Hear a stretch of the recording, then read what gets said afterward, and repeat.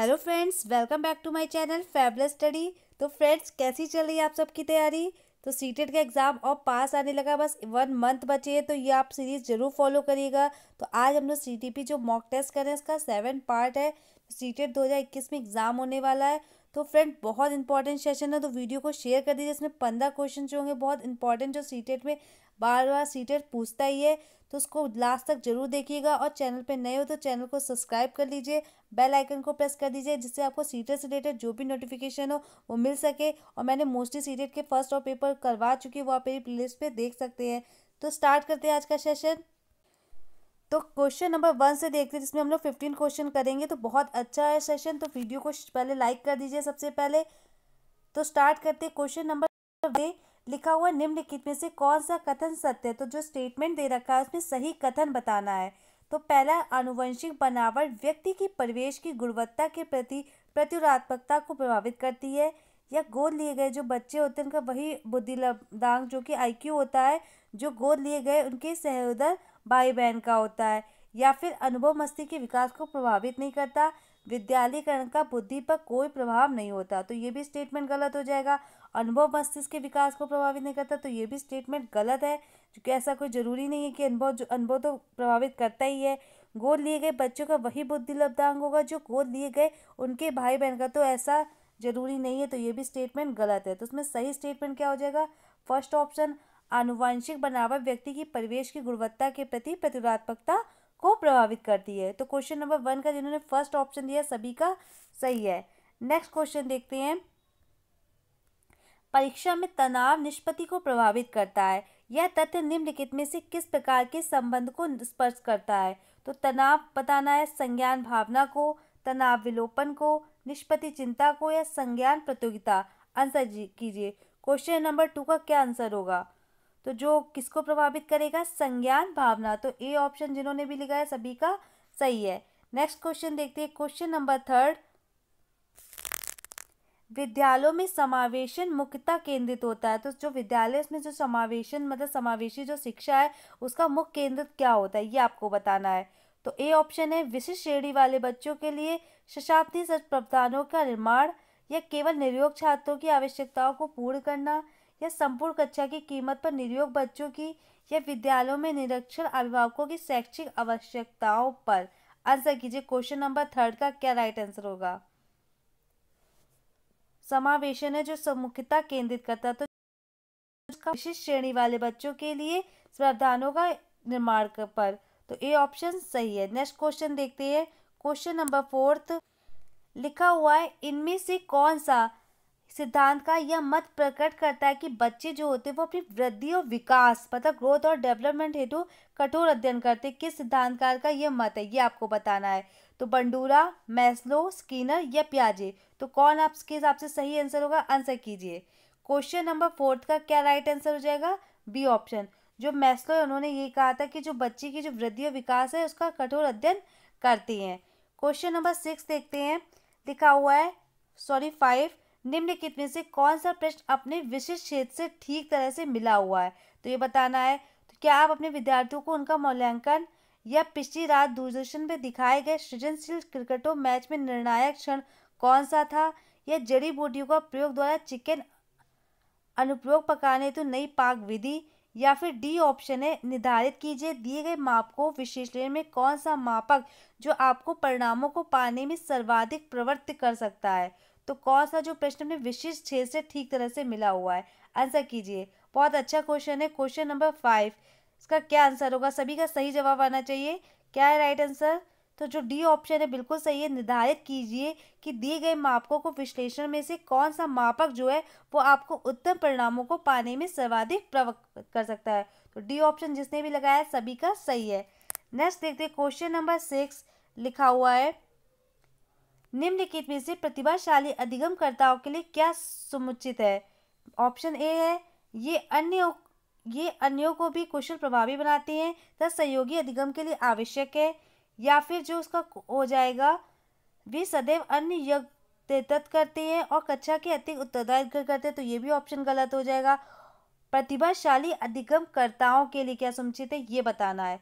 तो तीसरा है अपनी उच्च स्तरीय संवेदनात्मक के कारण वे भी निम्न श्रेणी पा सकते हैं, या बुनियादी तौर पर उनकी मस्तिष्कीय शक्ति के कारण ही उनका महत्व है। तो ये भी स्टेटमेंट गलत है।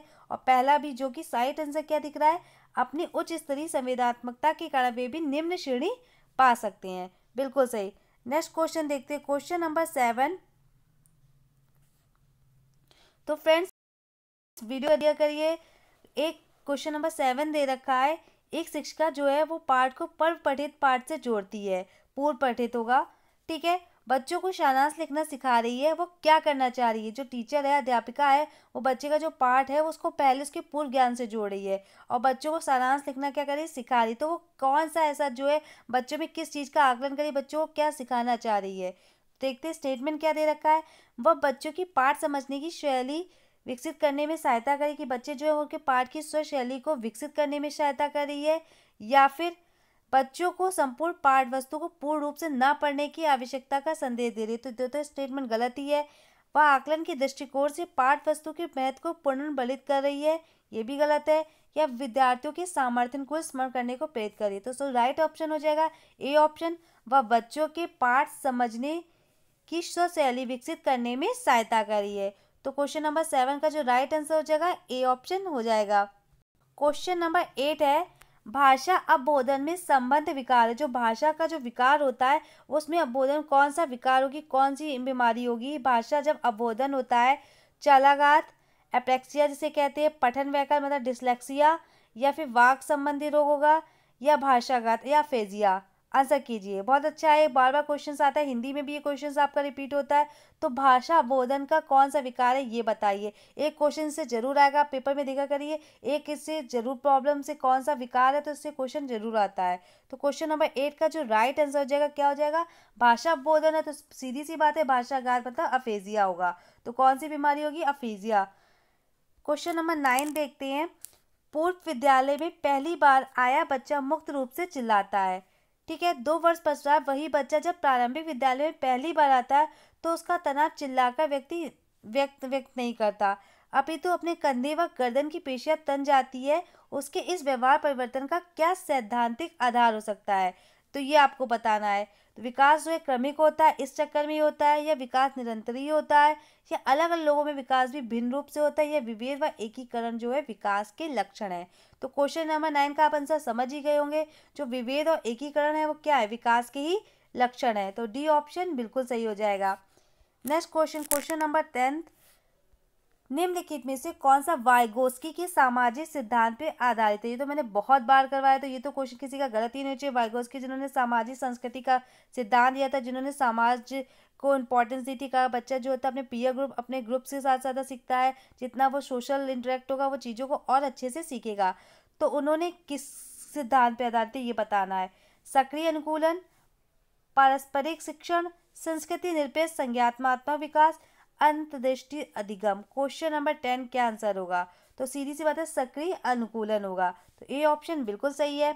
नेक्स्ट क्वेश्चन देखते हैं, क्वेश्चन नंबर 11, यदि एक विद्यार्थी क्या कर रहा है, विद्यालय में लगातार निम्नतम श्रेणी प्राप्त कर रहा है, जो बच्चा है वो ऐसा हो रहा है कंटिन्यू निम्नतम श्रेणी प्राप्त कर रहा है, तो उसके जो अभिभावक को उसकी सहायता हेतु परामर्श दिया जा सकता है।